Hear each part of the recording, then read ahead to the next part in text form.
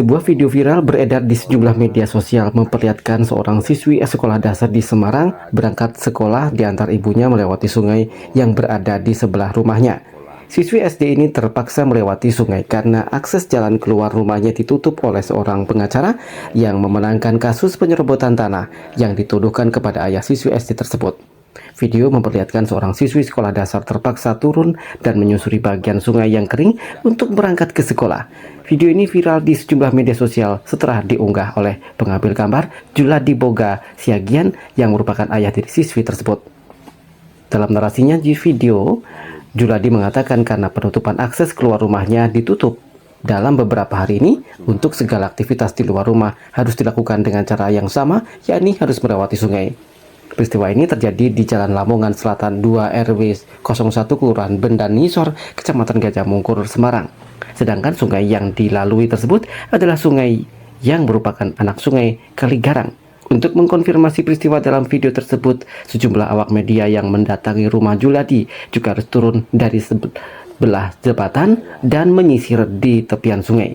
Juladi yang bekerja sebagai pemulung ini mengatakan penutupan akses untuk masuk ke rumahnya ini berawal dari putusan Pengadilan Negeri Kota Semarang atas kasus penyerobotan tanah yang dituduhkan kepadanya. Dalam putusan tersebut, ia divonis 3 bulan penjara dengan 6 bulan masa percobaan. Ia pun mengajukan banding atas putusan tersebut pada 23 Juli. Namun sehari kemudian, pengacara pelapor tiba-tiba menutup akses keluar rumahnya dengan seng. Menurut Juladi, putusan dari pengadilan juga tidak disebutkan ia harus meninggalkan rumah yang sekarang ditinggalinya. Saya minta keputusan di mana saya nyerobot.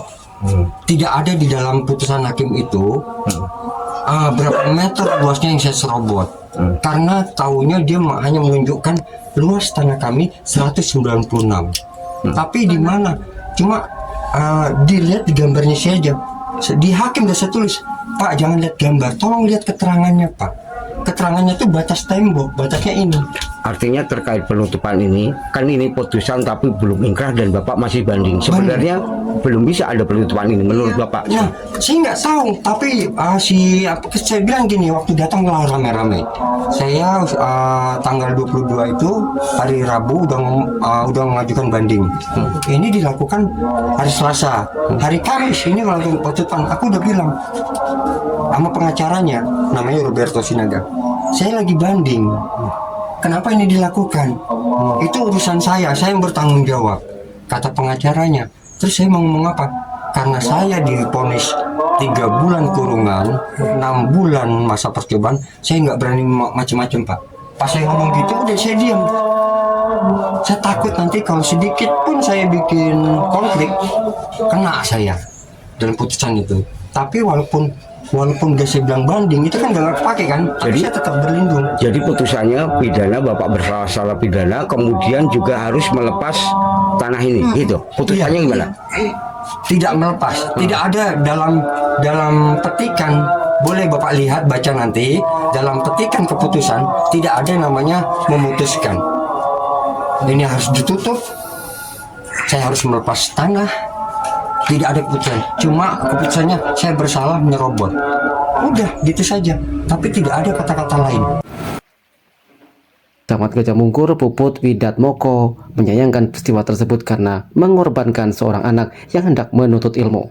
Ia akan berusaha melakukan musyawarah agar akses jalan tersebut dibuka kembali sehingga bisa digunakan guna jalan menuju sekolah sambil menunggu putusan ingkrah pengadilan. Namun keinginan Camat Gajah Mungkur belum bisa segera terlaksana karena Sri Rezeki sebagai pihak pelapor kasus ini meminta waktu beberapa hari untuk menunggu pengacaranya.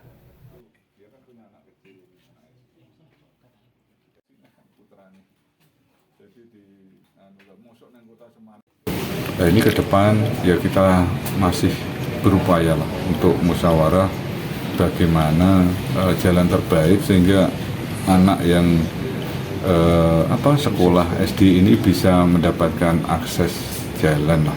Jadi tidak melalui sungai terus sampai melipir ke jalan yang tidak seharusnya dilewati.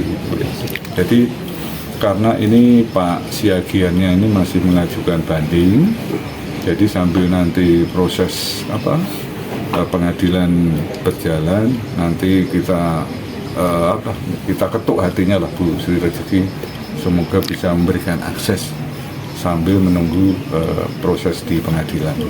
Kalau jawaban Bu Sri Rezeki tadi terhadap permintaan Bapak seperti apa? Kalau Bu Sri Rezeki tadi sudah menjawab bahwasanya menunggu dari pengacaranya atau lawyernya, Pak Sinaga, yang insya Allah nanti hari Kamis nanti kita ketemu. Ya moga-moga sekali lagi lah kita ada jalan yang terbaik. Meski demikian, Camat Gajah Mungkur meminta agar ada unsur kemanusiaan untuk menyelesaikan masalah ini supaya tidak berdampak psikologis terhadap anak.